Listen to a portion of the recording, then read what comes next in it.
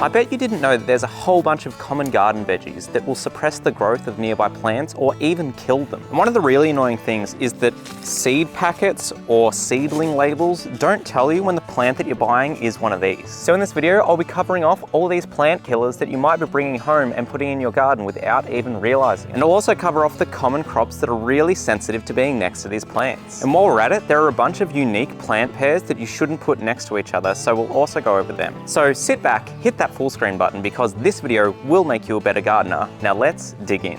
Now there is a term for this when a plant can suppress the growth of other nearby plants. We call it an allelopathic plant. And the cool, or I guess annoying thing, is that they all do it in different ways. For example, some will stop nearby seeds from germinating and some will just stop other nearby plants from growing quickly.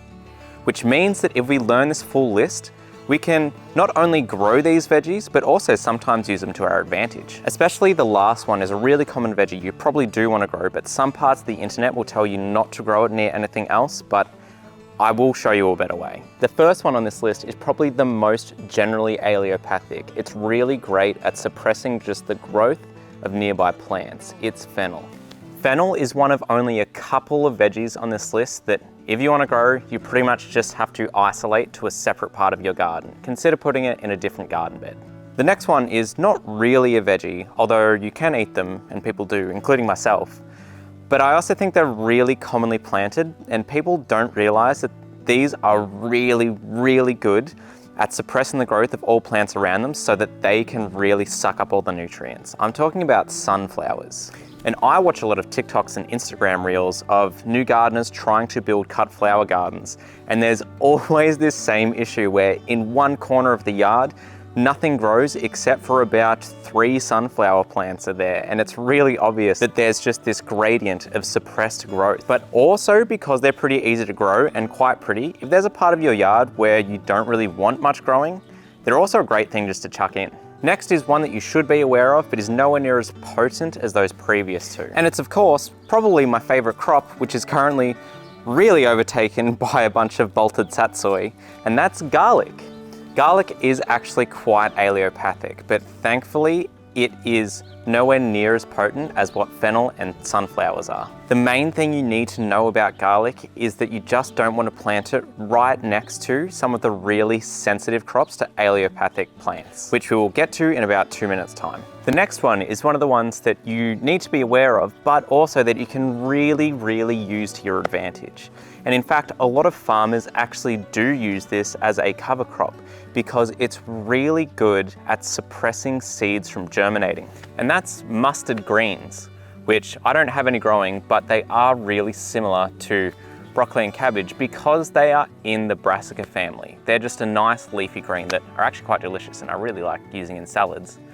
But that also helps connect us to another interesting point, is that brassica plants such as broccoli, cauliflower, cabbage are all allelopathic, but they're not really ones that I would concern myself with too much, especially as a beginner gardener. For all intensive purposes, I would just ignore that this type of brassica is also allelopathic, but I just have in my back pocket if I'm seeing some weird growth issues near them, you might have found a unique interaction.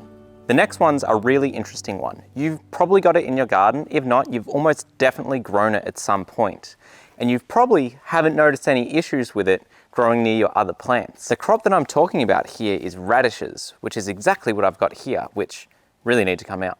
The reason you won't have noticed any issues is that radishes aren't really allelopathic at all or notably while they're growing. However, they are considerably allelopathic while they're decaying and breaking down. So if you're growing radishes, something that's really important to keep in mind is what you're doing with them once you're harvesting them. Say if you're really into chop and drop, which means that instead of composting, you kind of just cut off your leaves or take out your plants, drop them where they are and just let them naturally decay. Radishes are probably one where you want to avoid doing that.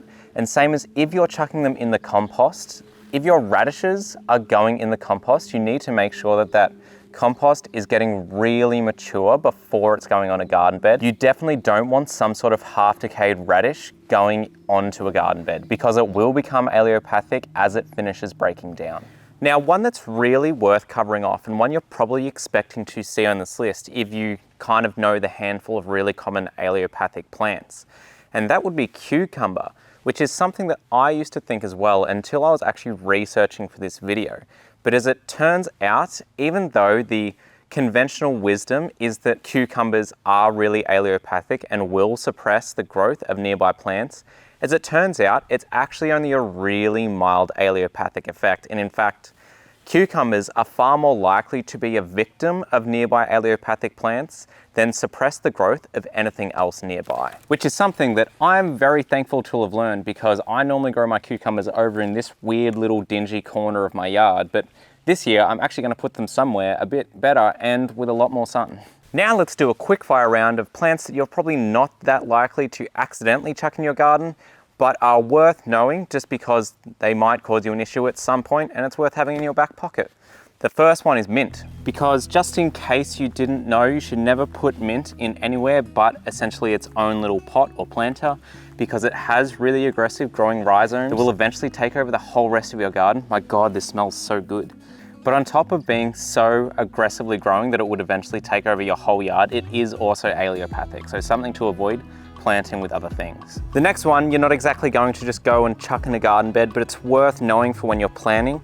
And that's any sort of walnut tree, super allelopathic, and also gum trees and eucalyptus in general are also super allelopathic. So if you ever have any of those already around, you've got to not put your garden beds near them. They are very, very good at suppressing nearby growth.